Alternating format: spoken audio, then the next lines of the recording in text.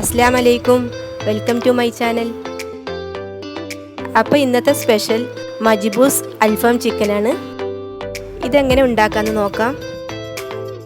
ആദ്യം Alfaham Chicken ഉണ്ടാക്കാം. Chicken ലെഗ്സോട് കൂടിയുള്ള ഭാഗം എടുക്കുക. ഇനി ഇതൊന്ന് വരിഞ്ഞ് ഒന്ന് ചതച്ചെടുക്കണം. കാരണം ഇതൊന്ന് മസാല പിടിക്കാൻ വേണ്ടിയിട്ടും അതുപോലെ തന്നെ എണ്ണയിലോട്ട് ഇടുമ്പോൾ അതൊന്ന് ശരിക്കും ഇടുന്ന് ഫ്രൈ ആയി കിട്ടാനും വേണ്ടിയാണ് ഇതിങ്ങനെ ചെയ്യുന്നത്.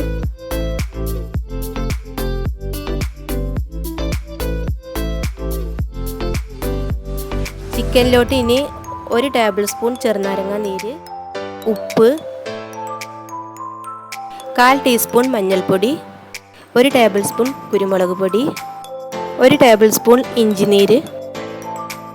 ഇതെല്ലാം കൂടി മിക്സ് ചെയ്തിനി അരമണിക്കൂർ ഒന്ന് മാറ്റി വെക്കണം. അൽഫഹ മസാലയ്ക്ക് വേണ്ടിയുള്ള ഇൻഗ്രീഡിയൻസ് പറയാം.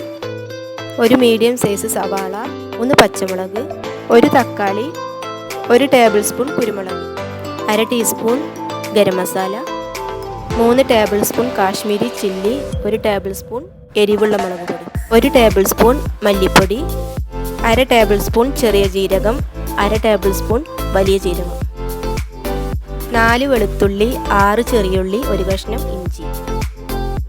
ഇനി ഇതെല്ലാം കൂടി മിക്സിയിലിട്ട് നമുക്കൊരു പേസ്റ്റ് രൂപത്തിലാക്കാം.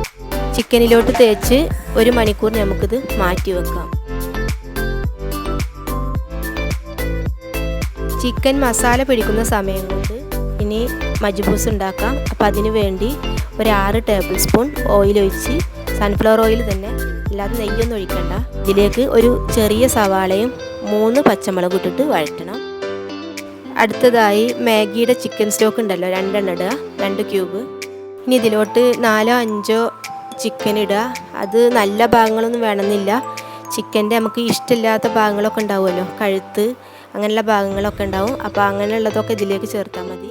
അത് ഇതിന് ചോറിലേക്ക് ഇതിൻ്റെ ടേസ്റ്റ് ഇറങ്ങാൻ മാത്രമാണ്. 2 തക്കാളി ജ്യൂസ് അടിച്ചിട്ട് ചേർക്കുക. 2 ടേബിൾ സ്പൂൺ ക്യാരറ്റ് ചെറുതായി അരിഞ്ഞത് ചേർക്കുക. 1/2 ടേബിൾ സ്പൂൺ ചെറിയ ജീരകം ഇടുക. നേരത്തെ അരച്ച് വെച്ച അൽഫാം മസാല ഉണ്ടല്ലോ, അതിൽ നിന്ന് 2-3 ടേബിൾ സ്പൂൺ ഇതിലോട്ട് ഇടുക. ഇളക്കി കൊടുക്കുക.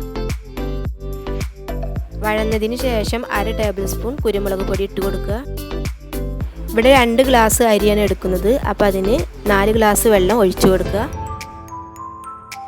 ഇനി ഇതിലോട്ട് 1 കഷ്ണം പട്ട, 2 ഏലക്ക, 2 ഗ്രാമ്പു. ഇനി ഇതിലോട്ട് ഒരു ഡ്രൈഡ് ലെമൺ ഇട്ട് കൊടുക്കുക. ആവശ്യത്തിന് ഉപ്പും ചേർത്ത് ഇളക്കി അരി ഇട്ട് കൊടുക്കുക. ഇത് അടച്ച് വെച്ച് ചെറിയ തീയിൽ വേവിച്ചെടുക്കുക. ഇനി മജ്ബൂസ് വേവുന്ന സമയം കൊണ്ട് നമുക്ക് അൽഫാം ചിക്കൻ ഫ്രൈ ചെയ്തെടുക്കാം. ഞാനിപ്പോൾ ഇവിടെ ഫ്രൈ ചെയ്യുകയാണ് ചെയ്യുന്നത്. നിങ്ങൾക്ക് വേണമെങ്കിൽ ഇത് ഗ്രിൽ ചെയ്തിട്ടെടുക്കാം. ഒരു 10 മിനിറ്റ് കഴിഞ്ഞാൽ ചോറൊന്ന് ഇളക്കി കൊടുക്കണം.